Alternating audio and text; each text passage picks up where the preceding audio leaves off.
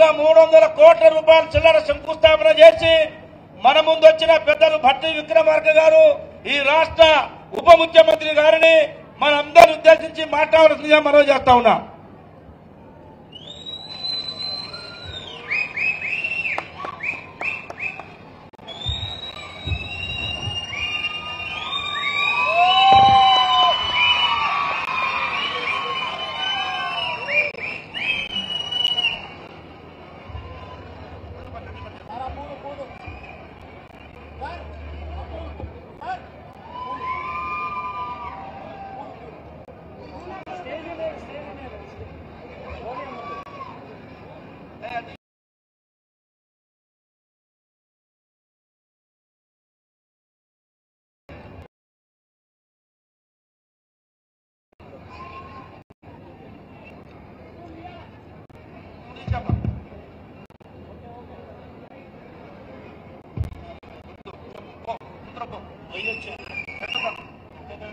సభాధ్యక్షులు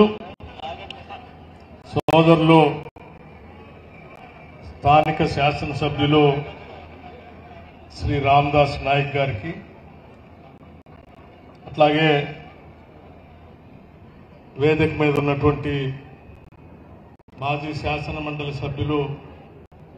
పోట్ల నాగేశ్వరరావు గారికి, మాజీ శాసనసభ్యులు శ్రీ కొండబాల కోటేశ్వరరావు గారికి, అట్లాగే రాష్ట్ర ప్రభుత్వ కార్పొరేషన్ హస్తకళల కార్పొరేషన్ చైర్మన్ శ్రీ నాయుడు సత్యనారాయణ గారికి,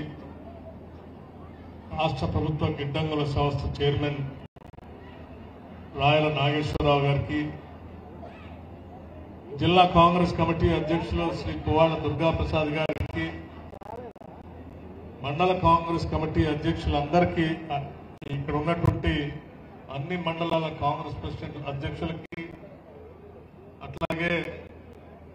బొర్రా రాజా గారికి, జయపాల్ గారికి,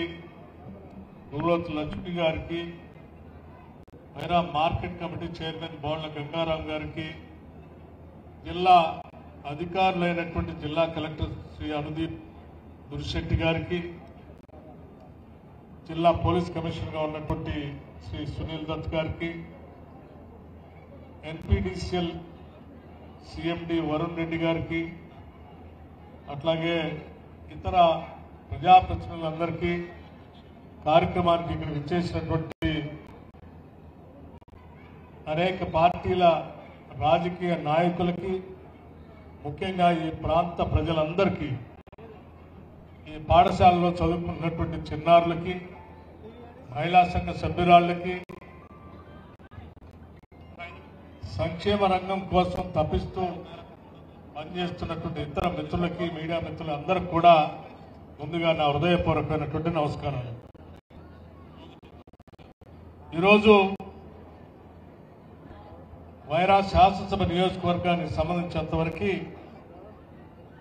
చాలా పెద్ద ఎత్తున అభివృద్ధి కార్యక్రమాలు చేసుకున్న భాగంలోనే ఈరోజు ఈ సభ ఏర్పాటు చేసుకున్నాం. ఈ సభకు సంబంధించి ప్రధానమైనటువంటి కార్యక్రమం young India integrated residential school. Young India integrated residential స్కూల్కే ఇంత పెద్ద ఎత్తున కార్యక్రమం చేసుకోవాలని చాలా మందికి ఆలోచన కూడా కలగవచ్చు. కానీ young India integrated residential school అనేది ఒక గేమ్ చేంజర్. సమాజంలో పుట్టిన ప్రతి బిడ్డ ప్రభుత్వ పరంగా ప్రపంచంతో పోటీ పడేటువంటి ఇటువంటి పాఠశాలలో చదువుకొని కేవలం ఈ దేశంలో ఉన్నటువంటి రాష్ట్రాలతో కాదు, ఈ ప్రపంచీకరణ జరుగుతున్న సందర్భంగా ప్రపంచంతోనే పోటీ పడే స్థాయిలో మన బిడ్డలు ఎదగాలనేటువంటి ఆలోచనతోనే ఈ young India integrated residential school ని రాష్ట్ర వ్యాప్తంగా ప్రతి శాసనసభ నియోజకవర్గంలో కనీసం ఒక్క స్కూల్ కి తగ్గకుండా శాంక్షన్ చేసి, అందులో భాగంగానే ఈరోజు వైరా శాసనసభ నియోజకవర్గమైన వైరా పట్టణంలో కూడా ఈరోజు భూమి పూజ కార్యక్రమం చేసుకున్నాం. ఒక్కొక్క స్కూల్ కి దాదాపు 200 కోట్ల రూపాయలతో ఈ స్కూల్ నిర్మాణం జరుగుతాం. 20 ఎకరాల ప్రాంగణంలో 200 కోట్ల రూపాయలతో ఇంగ్లీష్ మీడియంతో ఇంటర్నేషనల్ స్కూల్స్ లో ఉండేటువంటి అన్ని సదుపాయాలు ఈ స్కూల్లో పెట్టి పాఠశాల విద్యాబుద్ధులు నేర్పేటువంటి టీచర్స్ కూడా అక్కడే వసతి ఏర్పాటు చేసి వాళ్ళు కూడా అదే స్కూల్లో ఉండేటట్టుగా కావాల్సినటువంటి ఏర్పాట్లు చేసి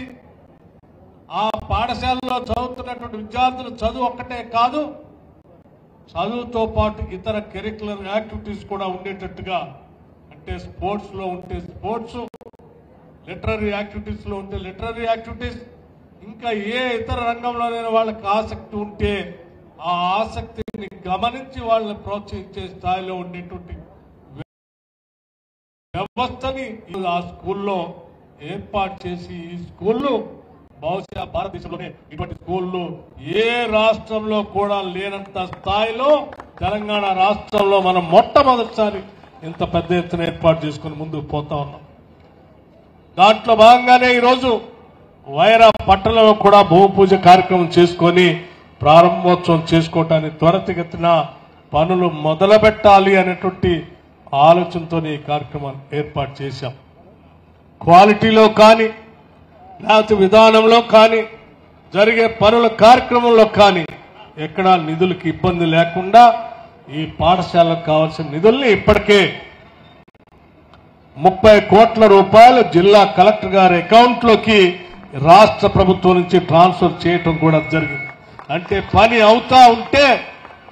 అవసరమైతే 15 రోజులకు కూడా 15 రోజులకు ఒకసారి కూడా బిల్లు క్లియర్ చేయడానికి కావాల్సిన వ్యవస్థని నిధుల్ని జిల్లా కలెక్టర్ గారి అకౌంట్ లో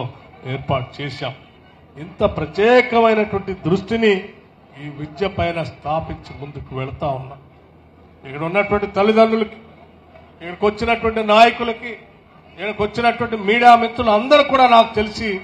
ఈ సమాజం అభివృద్ధి చెందాలని, ఈ సమాజం వడివడిగా అడుగులు వేస్తూ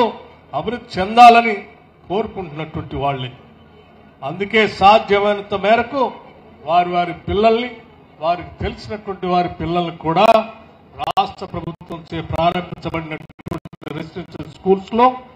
విద్యాబుద్ధులు నేర్పించడానికి వారి ప్రయత్నం అంతా చేస్తా ఉన్నారు. కానీ అక్కడ పంపించిన తర్వాత గత 10 సంవత్సరాలు ఆనాడు పాలన చేసిన టీఆర్ఎస్ ప్రభుత్వ హయాంలో 10 సంవత్సరాలు అనేక రకాలైనటువంటి సరుకులు ధరలు పెరిగినప్పటికి కూడా వివిధ శాఖల్లో ఉన్నటువంటి వారందరికీ పెరిగిన ధరలకు అనుగుణంగా ఏ సంవత్సరం ఆ సంవత్సరం లెక్కగట్టి నిధులు ఇస్తూ ఉంటే కూడా కానీ ప్రభుత్వ రెసిడెన్షియల్ పాఠశాలలో చదువుకుంటున్నటువంటి విద్యార్థులకు సంబంధించినటువంటి డైట్ ఛార్జెస్ కానీ కాస్మెటిక్ ఛార్జెస్ కానీ 10 సంవత్సరాలు పెంచలేదు. దానివల్ల ఆ పాఠశాలలో చదువుకున్నటువంటి విద్యార్థులు అరకొర నిధులతో సరైనటువంటి పోషకాహారం లేనటువంటి ఆహార పదార్థాలతో అనేక ఇబ్బందులు పడినటువంటి వైనాన్ని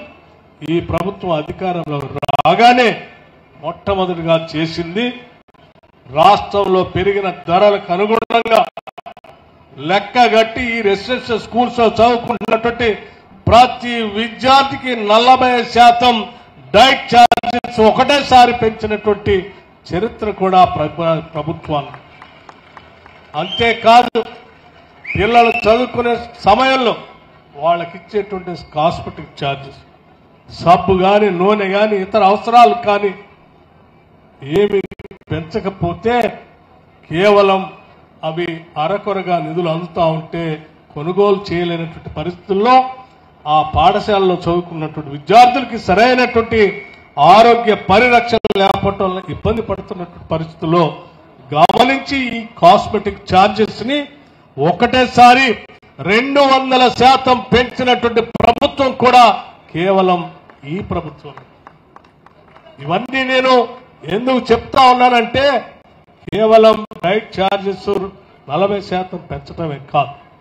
200% కాస్మెటిక్ ఛార్జెస్ పెంచడమే కాదు, ఆ పెంచినటువంటి నిధులతో వాళ్ళకి అందుబాటులోకి వచ్చేటువంటి మెనూని తయారు చేసి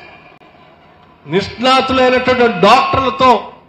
ఈ డైట్ మెనూను తయారు చేసి రాష్ట్ర వ్యాప్తంగా ప్రతి పాఠశాలలో అమలయ్యేటట్టుగా చూసేటట్టుగా డైట్ మెనూకు సంబంధించి బోర్డులు కూడా ఆయా పాఠశాలలో డిస్ప్లే చేయమని చెప్పి ప్రత్యేకంగా ఆదేశాలు ఇవ్వటం జరిగింది. ఇవ్వటమే కాదు, ఈ పాఠశాలలో చదువుకున్నటువంటి పిల్లలతో నెలకు ఒక్కసారైనా ఆ జిల్లాలో ఉన్నటువంటి సీనియర్ అధికారులు కలెక్టర్తో సహా ఆ జిల్లా స్థాయిలో ఉన్నటువంటి అధికారులు ఆ పాఠశాల నెలలో ఒకసారి ఎక్కడో ఒక స్కూల్ని విజిట్ చేయాలి. ఆ పాఠశాలలో విద్యార్థులతో కలిసి భోజనం చేయాలి. ఆ విద్యార్థులకు ఉన్న సమస్యలు కూడా ఎప్పటికప్పుడు తెలుసుకొని ప్రభుత్వ దృష్టికి తీసుకొని వస్తే ఆ సమస్యల పరిష్కారం చేయటానికి ఈ రాష్ట్ర ప్రభుత్వం ఇటువంటి వ్యవస్థను కూడా ఏర్పాటు చేసిందని మీ అందరికీ నేను విజ్ఞప్తి చేస్తా ఉన్నాను. కేవలం అధికారులే కాదు, శాసనసభ్యులు, మంత్రులు కూడా ముఖ్యమంత్రి గారితో సహా నాతో సహా రాష్ట్రంలో ఉన్నటువంటి మంత్రులు, శాసనసభ్యులు అందరం ప్రతి నెలలో ఏదో ఒక దగ్గర ఇటువంటి రెసిడెన్షియల్ స్కూల్స్ కి ప్రభుత్వ పాఠశాలకు వెళ్లి వాళ్ళతో కలిసి భోంచేసేటట్టుగా ఒక వ్యవస్థను ఏర్పాటు చేసి ఈ రాష్ట్రంలో విద్య అనేది అత్యంత ప్రధానమైనది. ఆ విద్య ద్వారానే సామాజిక మార్పుకి అవసరం ఉంటుంది. ఈ పేద బడుగు బలహీన వర్గాలకు సంబంధించిన పిల్లలు విద్య